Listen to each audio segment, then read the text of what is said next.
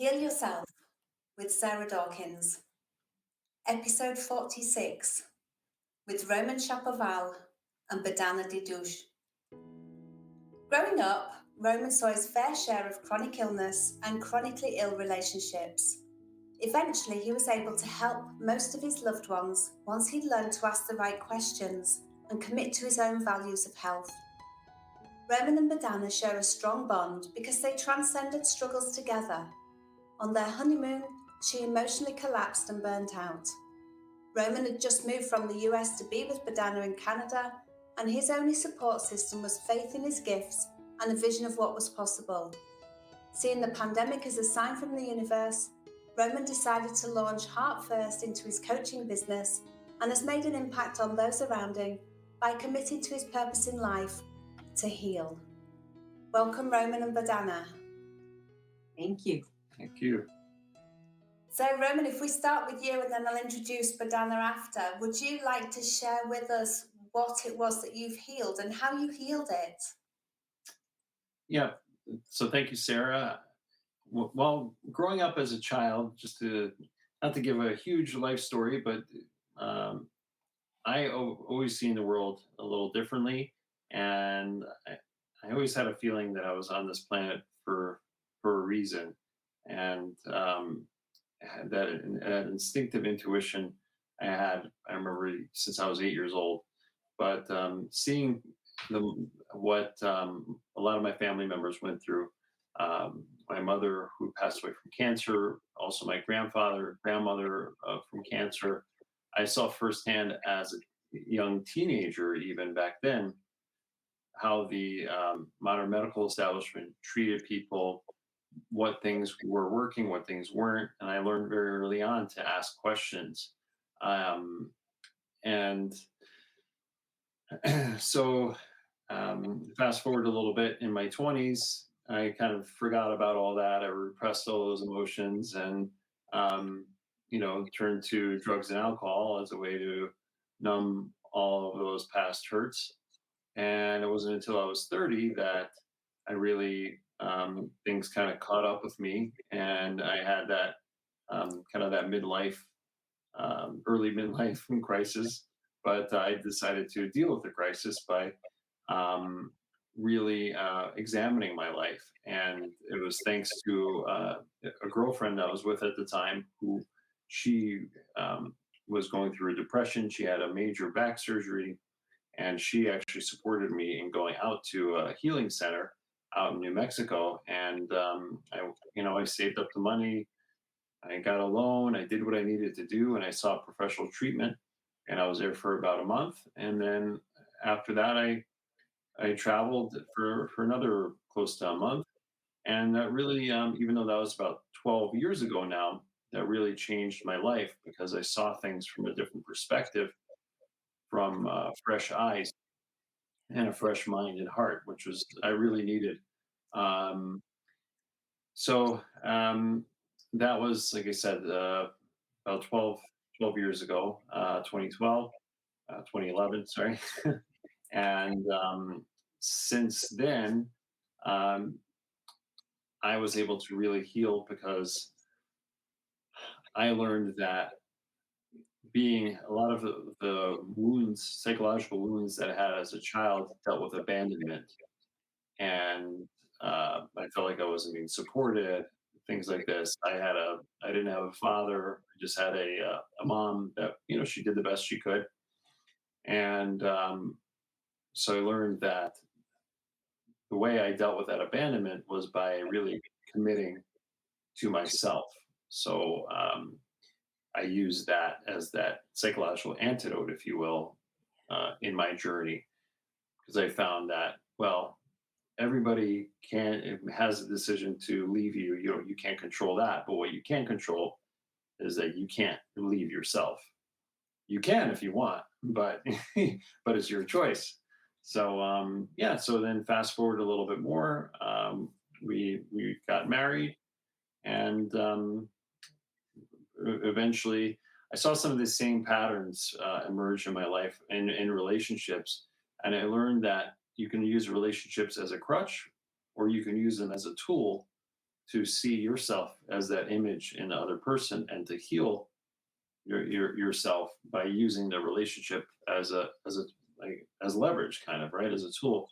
So I was able to, I wanted to play the hero and save Bohdanna, but I knew that first I had to be the hero for myself again, right? And I had to really get deep into my nutrition, change some things, right? Not drink all the time, right? And not do those kinds of same things, so I can be that example. So I started getting up early every morning, going to see the sunrise. I would just go by myself. Bohdanna was still in bed at that time. This is years ago. And I would have my own morning routine. I did it for a year, maybe, I forget now, maybe a couple of years, hoping she would join me, hoping she would join me. And then one morning she's like, okay, I'll come, right? So, and then everything changed, right? Just because I was going every morning, right? Just those little things, right? And that's what it was really all about, and it still is about adding those little things. So hopefully that wasn't too vague of a description, but um, I've healed myself and by taking those little steps. And it's self care, isn't it? What you're talking about? It's looking after yourself because that abandonment hole is huge and affects so many of us. And it's a huge emotional hole as well that we need to heal. And we can't heal that emotional hole with food. Although, like yourself, I too pushed mine down with drugs and drink because you don't want to feel it when you're younger. You're not ready to heal it. So it takes that acknowledgement and then that willingness to put yourself first and look after yourself and know that that's what you need to do as part of your own healing journey. Hmm. Hmm. Absolutely, yeah, yeah. It's a lovely ride to take too. It takes work, but it's also, it's an adventure, right? So it's not always going to be fun, but it's also, looking back at it, it's going to be an exciting thing to Mhm. reflect on. So Mhm. it's Yeah, major. because once you've healed that, you've healed it, and it doesn't color your life anymore. Because until we have the courage to look into that wound and heal it, it does reflect and color our lives, and we often just don't see that until we're willing to see that wound. And once we see it and start healing it, then it stops coloring our lives, and we can live our lives as we want to, not how our subconscious mind is leading us to based on that abandonment wound from our childhood. Mm. 100% true. Yeah, it's very inspiring. Yeah, like you said, once you've healed it, you've healed it. So that's a good way of looking at it. Mhm. I like that. Yeah, it takes a lot of courage to want to open that can of worms, an awful lot of courage. And I think that's why a lot of us put it off because we don't know what we're going to find when we start digging in to start the healing. Oh, yeah. But once it's healed and it no longer affects our life because we've dealt with that part of that wound, that hurt from our Mm. childhood. Mhm. Mm. Mm. Mhm. But it needs strength of character to want to do that. But like you say, it's a journey. And when you come out the other end, having gone in to specifically heal that one thing that you know is there, that it might open the door to other things. But that one wound that you go in and heal is then healed. It no longer is a wound within you. It's all expressed. And the symptoms that you can have in your body as well from that wound heal because that wound is healed. Mm. Very true, and we've Mm. experienced that as well, and it's truly miraculous is what I'd like to say. I mean, It is. It's profound, isn't it? it is. It So, really. Roman, can I go back and ask you what you did at that healing retreat? Because it obviously it changes your perspective on life, doesn't it? Yeah. Well, it's actually, these are things that I need to work in more now in my life because, when you're in that kind of center, it's nice, but it's a bubble, right? It's so integrating those tools is tough. But to answer your question, it was mostly routine. I think that saved everything. But every morning, start with the physical body, exercise, go to the gym, And then at around 9 a.m., after we ate breakfast, there was a men's group. So we would always check in. We would do a physical, emotional, mental, and spiritual check in. And we each of us would go around in a circle and we say, okay, how are you feeling physically? How are you? Da, da, da, right. And all the men would be in that room. And there was a lot of power. There was a palpable energy that I'd never felt before my entire life until I was in that room of men who were broken down, a lot of who were wealthy, very powerful, very intelligent, but they were like little children, right? But there was a huge power in that vulnerability, because we were all coming together for a purpose, and so I think that transformed me, and that was the biggest indelible mark that was left on me psychologically in that experience. But apart from that, the rest of those 30 days, I mean, we had everything from like acupuncture to yoga to art therapy, which is, I really loved art therapy. That was fun. We'd go to a different, you could go to a Buddhist temple if you wanted to, or a church on Sunday. So we ran the gamut there. But mostly, I think it was just the routine, like every morning, do the workout, then the check in, then we'd have our break, right? And then it was there was no technology there. It was just, at night, it was like, okay, maybe you read a book, but by that time I was exhausted mentally and everything. So, yeah, and then you repeated it. So it was, and we're outside a lot, right? And where we're sleeping were these casitas or these adobe huts. So also very low technology, very close to the earth, which I also think can't be overlooked. So yeah, that was kind of what we did. Yeah, and I think as well, being in a group, it highlights the fact that you're not alone. Because when you're feeling those wounds and the effects they're having on your body and your mind, you feel like you're that only one. So to Mm, know that there are other people feeling the same from all walks of life throughout all ages, it doesn't specify one type of person. It affects everybody. Money doesn't fill abandonment wounds. They mm, need to be dealt with. So rich and poor alike, male and female, everybody can have them. But I think it's great that there was men together acknowledging that there was a problem. That takes a real strength of character to say, I need help. mm. That's a great point that you put, because it takes strength of character. At your weakest moment, you need the strongest character, right? Your character is strongest at your weakest moment, which is kind of a cool thing to think about. Very true. Yeah, because when you're at the bottom, there is nowhere else to go apart from up. So, it doesn't take a lot to step out of that bottom Mm, because you're at the lowest point you could possibly be. It takes energy to stay there, but to mm, release that and step out of it can be mm, quite freeing, can't it? mm. Yeah, you're inspiring me, Sarah. Where do I sign up? Yeah, Oh, lovely. Thank you for sharing that, Roman. yeah, thank Let you. me introduce your beautiful wife, Bohdanna, now from her bio.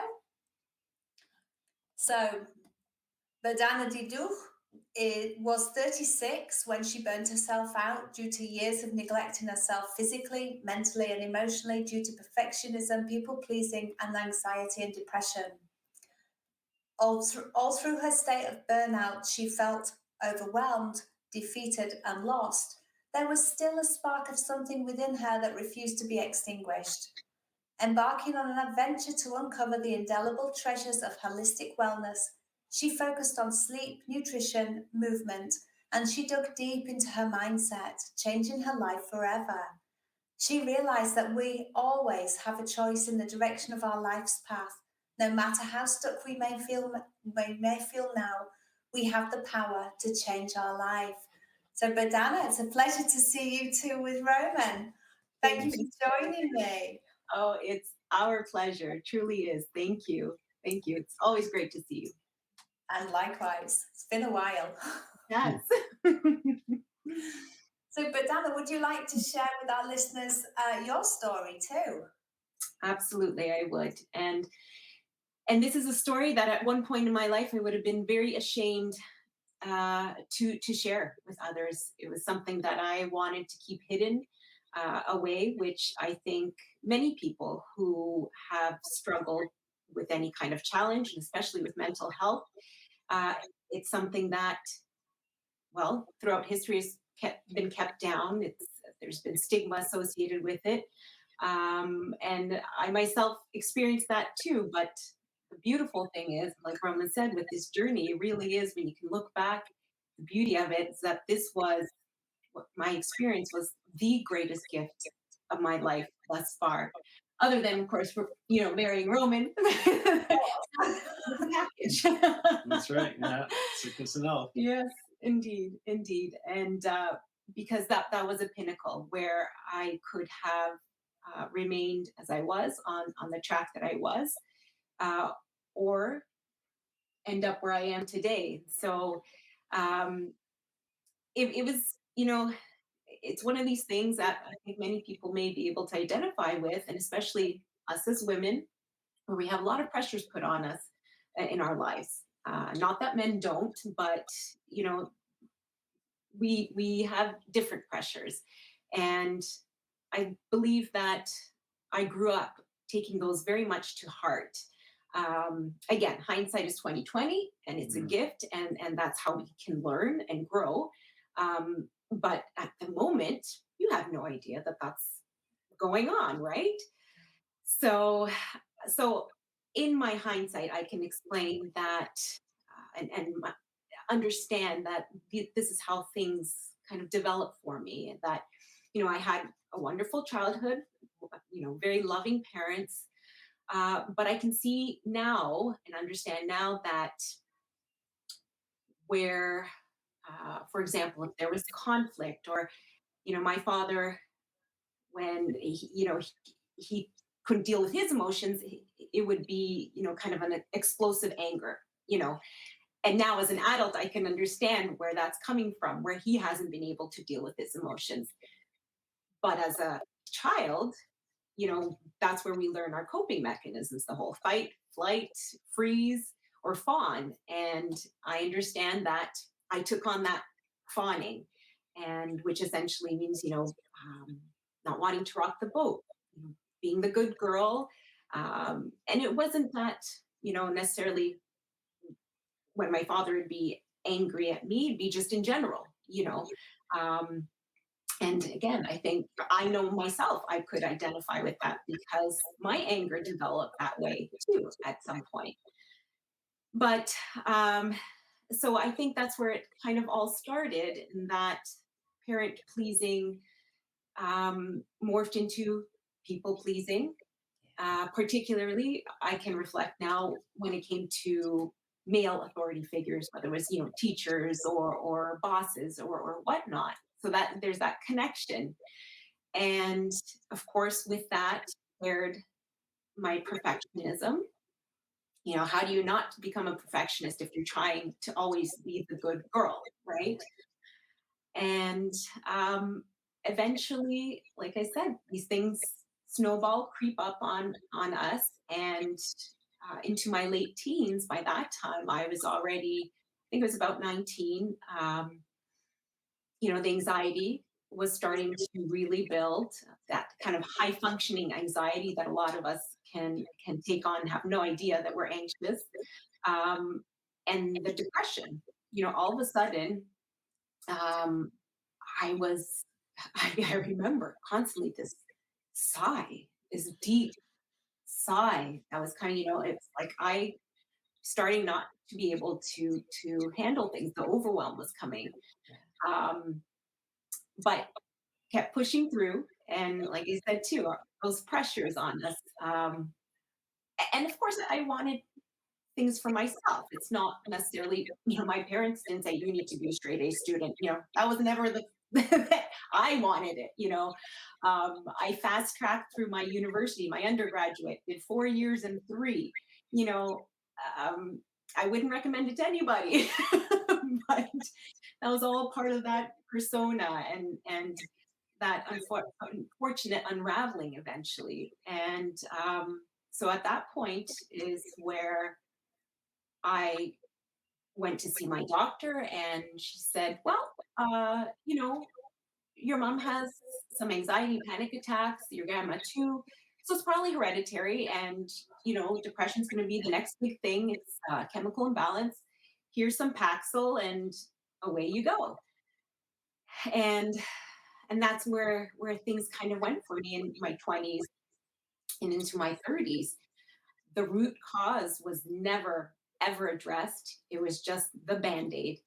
And it goes to show that after a while, that band-aid just wears off, it falls off. And I found myself in a worse place than I originally started off.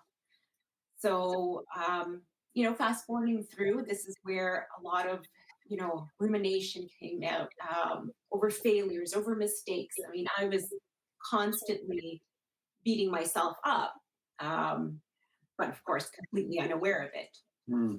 That was that constant negative chatter going on in my mind. And so I had ups and downs with my depression, over the years, from when I was 19 to when Roman and I were together, and I had been out in Ukraine for a year working. It was quite good, even though fairly stressful, but came back and we met. And I even said to him, I said, "Where did you come from?"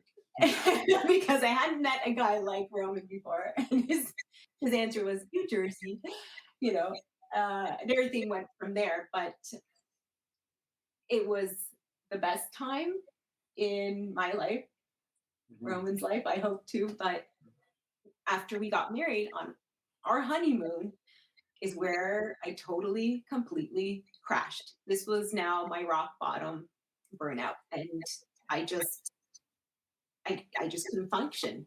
I literally shut down, because I had, for so many years, just ignored all the red flags that were being, flown, and which again, many of us do. And if we don't have the awareness in the first place, we have no insights into that, into mindfulness, then it'll creep up on us. And if we don't listen, then it really, takes us out at the knees eventually. And that's what happened with me, where it was, essentially, because we hadn't had our own place yet. We came back, um, from the honeymoon early, and there was days I just wake up, sit on the couch, and just numb myself out on TV, because at least then I wasn't listening to that chatter. And as a result, too, which often happens with anxiety, my insomnia just skyrocketed through the roof. I couldn't get to sleep because of the thoughts, and creates that vicious circle. So there was no regeneration happening because I couldn't sleep, and just things progressed, to get worse and worse, unfortunately. Uh, but like I said, this was that moment where, um, and I should just step back a moment. Like, throughout the years, there had been times where I tried coming off the Paxil, and I had come off before our wedding, and now, of course, understanding that the chemical imbalance that existed, the only one that existed, was a result of those years of Paxil use and all of that. And I understand now how detrimental it can be to our mental health to be on these medications. On top of that, having a doctor who said, "Well, if you feel worse, just take more." That's how much I was monitored in all of this. So coming off of that, it really does. Um, that is the true chemical imbalance that's created in us, and so hard to come back from. So it was this perfect storm that eventually happened. Rowan was moving to Canada. We're planning the wedding, renovating my grandmother's home, who had just passed, earlier that year. So there was all kinds of things, and then all that baggage, and my abandonment had come when, throughout the years with the people pleasing. I abandoned myself, what I truly wanted, for the sake of what others needed, thought I should be, And so yes, I was a bit of a messy puddle at that point. Yeah. Yeah. But this was again that turning point where, as bad as it was, and I was again medicated, I was on lithium. Reluctantly, I went on because at that point I had tried, but nothing. I just couldn't get myself out of that dark pit. Um, so I agreed and had sleeping pills and another thing. Take this if you have anxiety. That, and there came a point, you just feel like a zombie. Yeah. And I said, "This is not how I want to live. This is it. This is done." And Roman, because he had been on his journey already sooner, he had been trying. He'd been trying to reach out to me and say, "Try this, get out for exercise, this, that, the other." And it was just too much for me. I was so incredibly frustrated and irritated, and yet at the same time, so low that I just didn't even want to move my body. And, unfortunately, it was with good intentions, but it was so frustrating for him too. But, as we said, right, we have to be ready to make that change, and gratefully, I'm so grateful that, and that's why I talk about that spark that was still in me, that still had that fight in me, because I could have very easily said, "Well, that's it. This is the way my life's going to be. I'm just going to feel like this. This is, I guess, normal." And I'm so, so grateful that I didn't give into that belief, didn't give into that, what my doctors had said. Well, it's going to be like this. I had one psychiatrist tell me, "Well, it's probably a cycle every 7 years for you." Oh, okay, all right. So it shows the power of listening to yourself, Yes. and what what you need. You truly do. And that's where it kind of blossomed from there. That point where I said, "That's it. Like, I don't want to live like this for myself, for my husband, my family, and I need to make changes." And that's where, again, our journey together now started on a completely different track, because we were going into most of it uncharted territory for ourselves. We, stepped away from the Western model of medicine and turned truly to holistic way of looking at healing. Yeah. And yeah, no, I just wanted to say when you were struggling and get out, and it was frustrating for me. I do remember, I got a lot of flack, and from all angles, from doctors, in-laws, everything, right? And it was like, as a man, we want to, like, a lot of times we want to fix things, right? And I was just like, "Oh, just do this. Can't you just, go do it? Yeah, blah, blah, blah," right? And I was getting feedback, but I wasn't listening. So I was getting more frustrated. Yeah. So it taught me that the best medicine I could give was to learn how to let go, right? Just like a plant. You plant the seed, then you let go, and then you kind of walk away. But that's the hardest part.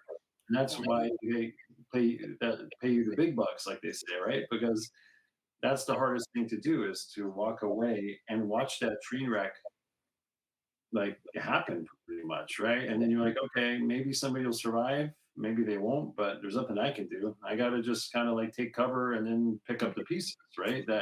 That's really the hardest part for me.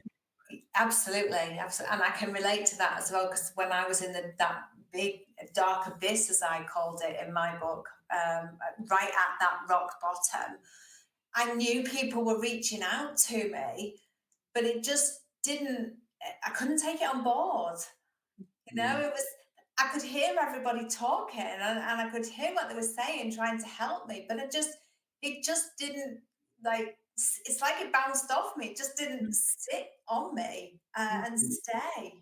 But like you say, when you're ready, that healing starts, and those seeds start to plant and grow, and you think, actually, I'll just go outside and see what it's like. Mhm. Yeah, But you dragged yourself for walks. It was winter time. Maybe we would go, and I remember you were walking like it was slow. Very. so slow, but you know what? But it was good because it was just getting those gears moving. So anybody listening to this podcast, just don't give up because Mm. those little steps you take, it's like that turtle, right? That's why turtles live for 200 years because they take it easy, right? So that's the whole thing. Very true. That's exactly true. And Sarah, I can connect with you. That's how I pictured my rock bottom, is that I was at the bottom of this dark pit, and all of my loved ones are up at the top. That's where the light is, and they're reaching down, but I don't want to take their hands. It's like I just can't do it. You know, we have to crawl out ourselves. And then at the end, sure, that last pull up, because we're ready for it then. But Yes. beyond that, and that's where sadly some people do choose to stay in that pit. But They do, yeah. But once you've hit that rock bottom, it does take energy to stay there. mm, And I don't know about you, but while I was there, I was the victim. I made myself the victim, and I wouldn't say reveled in it because it was an awful, awful feeling. But I was definitely that victim at the bottom of that dark abyss. But there was no light in mine. I didn't see anybody at the top. It was so, so dark. And it was just awful. But until I started seeing that actually some of it's the way I'm looking at the problem that's happening, and I am both the cause and the solution to my problems. And step outside that victim mode. I think you have to you have to sit in that victim mode and feel that and acknowledge it. That you feel hard done to, and then you can start looking at it through different perspectives. But you can't. I think you really have to acknowledge that. You can't just flip a negative into a positive. You have to acknowledge what you're feeling, and then look at what can I do now? How can I step forwards? And even if it's the tiniest, babyest step, and I read a quote somewhere that really resonated with me, but I can't remember the author. Even a stumble is a forwards movement. So even if you're not ready to take that first step, if you stumble, you're still moving forwards. It's tiny, tiny baby steps. And that's all you have to do is just keep doing those tiny, tiny baby steps. Mhm. absolutely. And just to interject on your quote, it's so many of us forget that life is that constant movement, right? That there is no many gurus tell you find stillness, right, or find equilibrium. Well, really, the only place equilibrium exists is in death, right? Because there's nothing happening. That's it, stagnation. But there's always some thoughts going through your mind. It's just learning to step back and watch that all happen, like that train wreck, right? But watch that beautiful transformation happen, and learn to let go a bit, and be enthralled in that constant movement and stumbling, because we're always stumbling no matter what, right? Nothing will ever be perfect.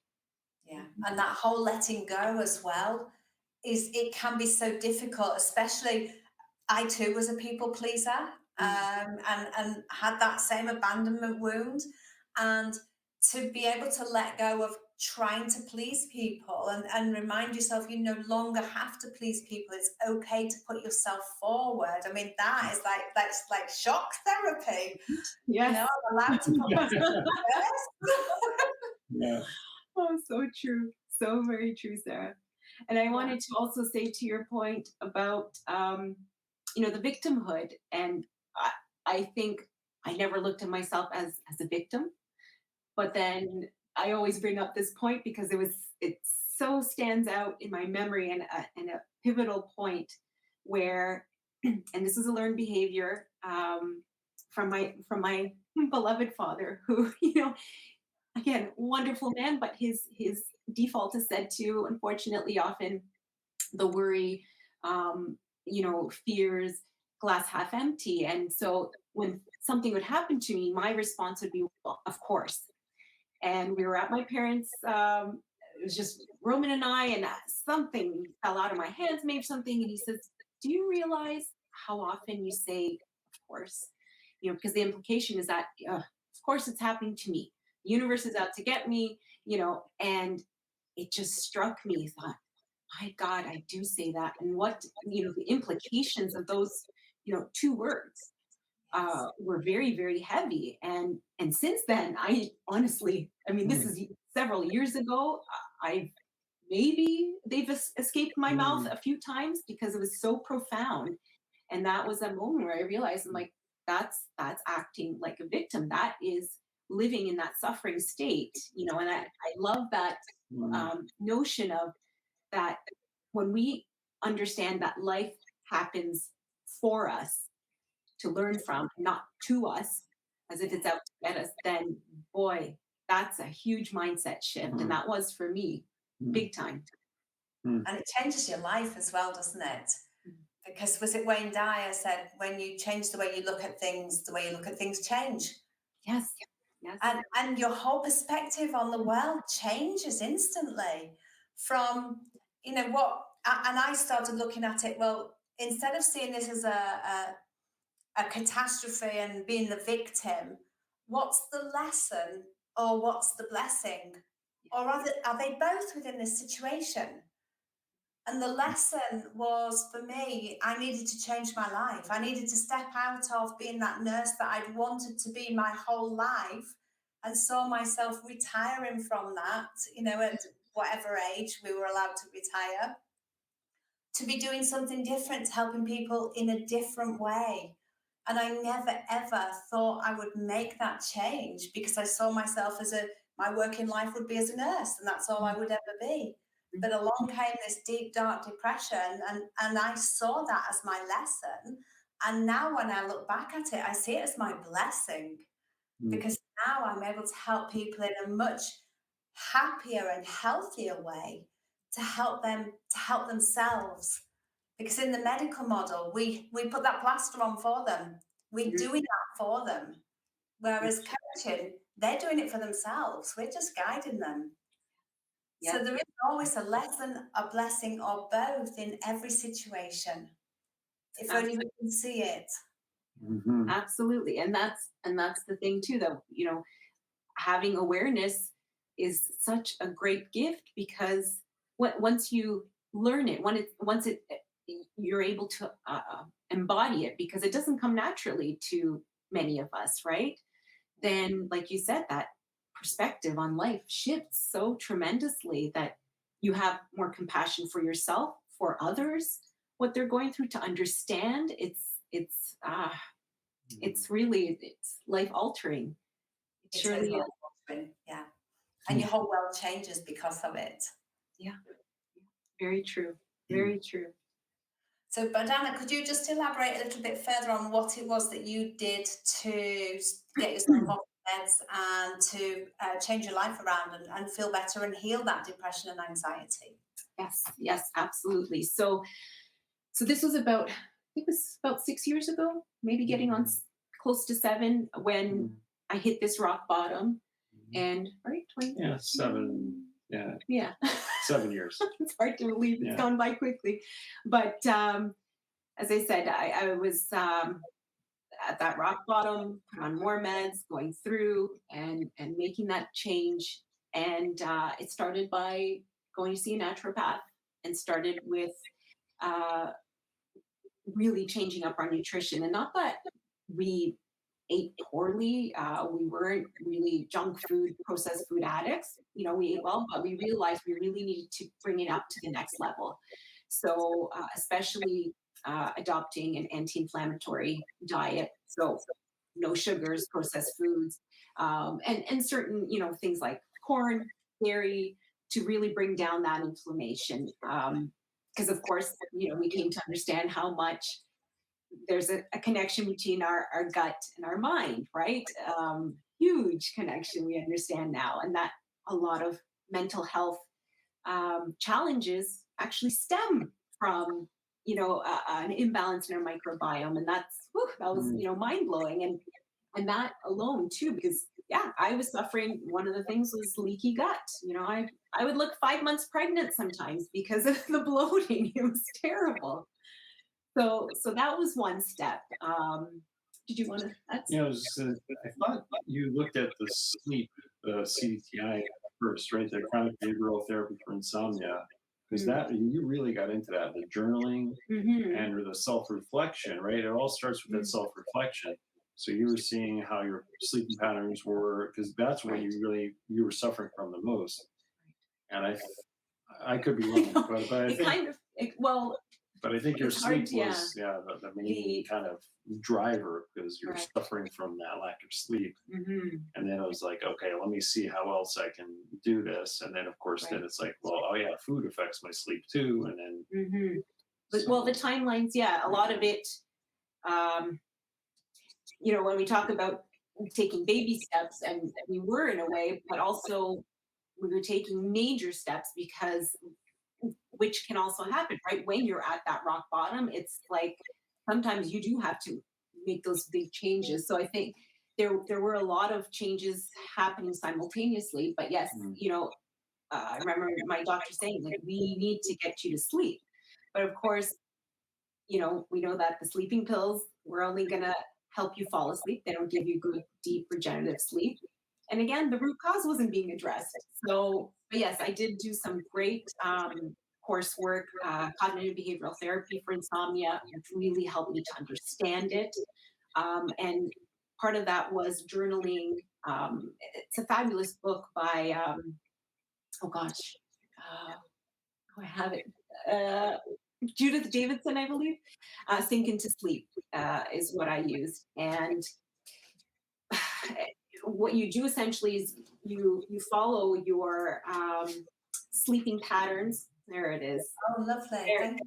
Oh, and see, my memory recalled it correctly. um, and so you journal every night how your sleeping patterns, hours awake, whatnot, and it creates this great formula of how to essentially reset your sleeping patterns. And the thing is that my sleeping habits were, I remember, quite poor since childhood, because of that overactive mind. I'd lay there at night thinking, spelling words. That's what I would do. I remember that, and then morphed into the worries, everything. That's when I would lie there sometimes for a couple of hours. And then of course that then shifted to me trying to catch up on sleep in the mornings. And well, when you're suffering from this since childhood, by the time you get to your 30s, your body and brain said, I've had enough, right? And it starts to crash. So yes, that was a very, very important element. I cannot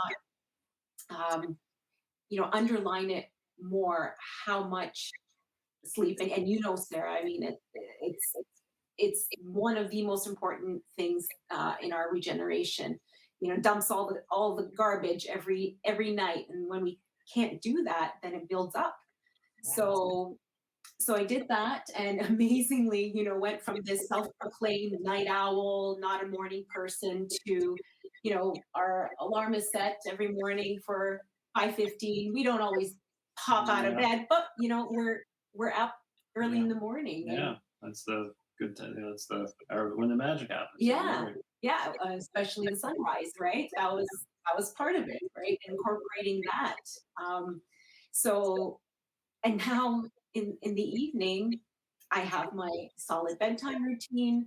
I cherish my sleep. We both do. We used to sit up late watching TV, eating, ice cream, chocolate. And we look back, oh my goodness, Yeah. Now, no, and it's so empowering that I can lay down, feel tired. I have, the last thing I do is read my book, because it's that signal to my brain, okay, it's ready for sleep.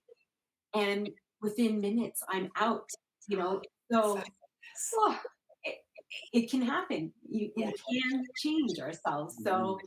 So yeah, so it was the sleep, the nutrition, and then, like Roman said, the movement. I mean, I grew up being in sports, doing Ukrainian dancing, which can be a sport in itself too, with how much movement there is. And then, unfortunately, I think like many of us get caught in, you go to university and then you start working, and that falls away. And it did, to a point for myself. I did try to keep working out, but I also wasn't doing it at the right time of day. I realized, again, something else that was learned.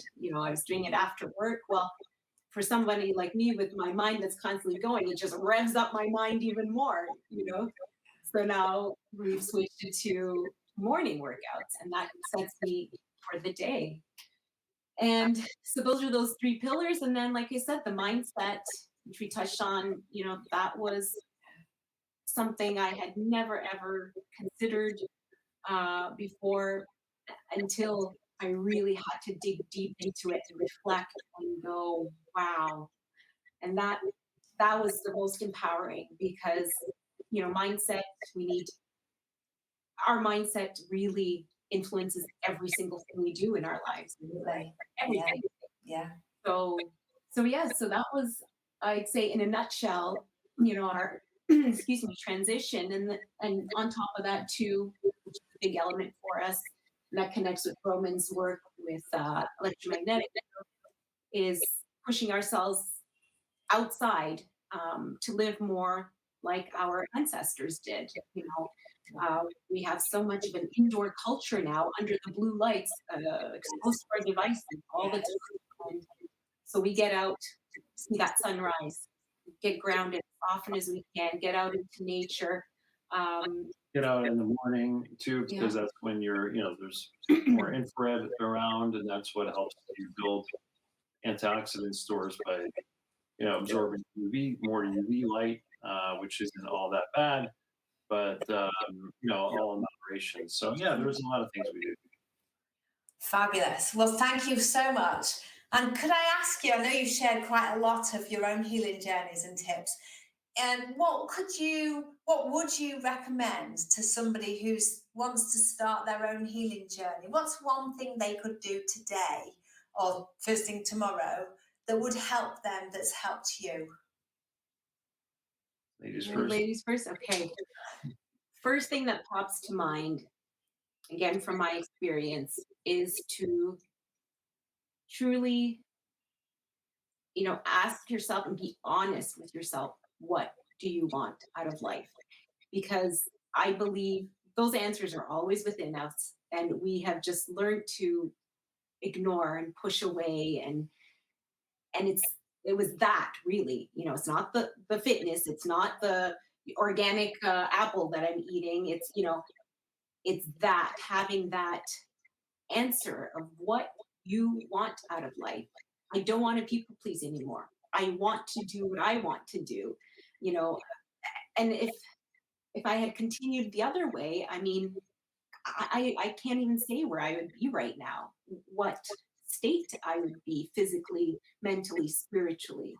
It's so important to connect with our true self and again to understand that we are the only ones that have power over us.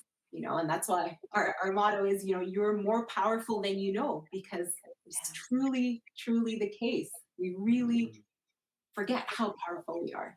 So We do, and all the answers are inside of us.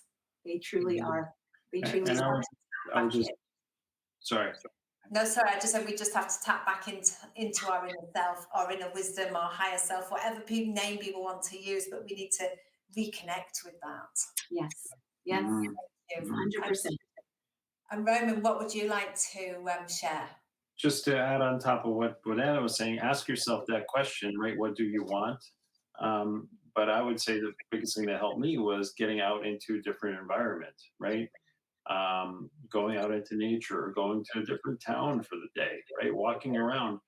If you can't do that, artists and people, they will, one of the things they like to do is they say, look at each thing or each day as or each place you're in for that day, even if it's the same room or same house, look at it as if you're looking at it for the first time, right? What would that feel like to you, right? If you were looking at even say your husband, your family, or your backyard, right? Like it was some place that you just discovered, right?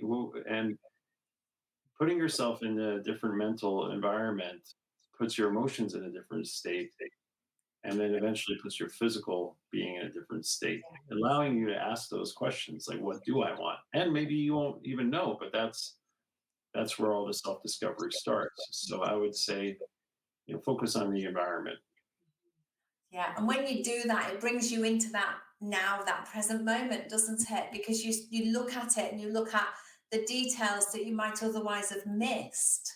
Mm, Um, Whether you're looking at the room or your partner or your family member or the city, it's about being totally present, bringing all your senses into that moment and really absorbing all that information through all your senses in that moment.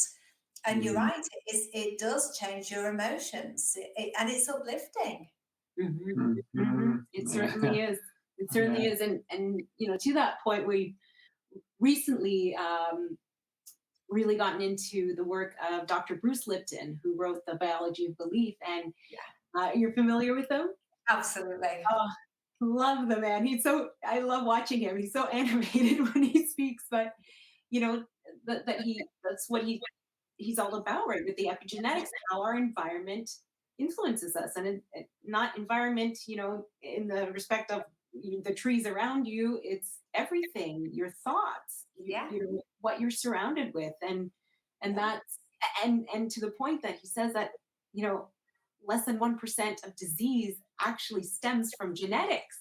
absolutely. So, you Yeah, know, with that alone, again, understanding how powerful we truly are because we yeah, can change that environment we can. if we put our minds to it. And one more thing I wanted to say too that has always stuck with me along the same lines because I believe they're part of that trio. It's Dr. Bruce Lipton, Dr. Joe Dispenza, and who's the third one? They're Louise Hay, Greg Braden, is it? Greg Or, Braden. Yeah, yes, Braden. And Louise Hay, of course, who way back did all her research as well. right. So, Yeah, getting into all of that, and there's Dr. Joe had said, I think in his book, Breaking the Habit of Being Yourself, that really stuck with me too. That and in reflecting on our journeys and what other people go through, is that we can come to points in our life where we have those decisions that we can make go one way or the other. But when we decide to stay at that point, our soul never evolves beyond that point. And I thought, wow, that's true. I could have very much stayed at that 5-year-old self. And yeah, and so many of us do. yes, We are adults with those children inside who have the abandonment issues, the trauma, whatever it may be. And so if we never, as you mentioned at the beginning of all this, if we don't look at the root cause, if we don't deal with it, we can't heal from no, that and no. evolve. So it's very profound for me as well. And me too. And thank you so much for joining me. Now, can you tell the listeners where they can find you and who you are combined? Go Yeah, ahead. so you can find us on the World Wide Web at thepowercouple.ca, or you can also find us on Substack at thepowercouple, and or on Instagram at thepowercouple podcast. Because we have a podcast, Because The we have a Power Couple. podcast, yeah. And Fabulous. And it's all how can people find your podcast? It's just on Instagram? yeah, and you can find it on also on Spotify. Yep. Brilliant. Spotify, iTunes, or Substack. Substack. We have extended versions with private episodes on there as well. And it's called The Power Couple because we help power you up with the sunrise, power down addictive technology, and power through the day with relationships that all start with you. How fabulous. Thank you so much for joining me and everybody that's listening. Thank you so much, Sarah, for having Thank us. you. Thank you, everybody. And Sarah. If you enjoyed this, please like and comment on the episode, subscribe to my channel, and share this with anyone you think would also enjoy it and would benefit from it. Thank you.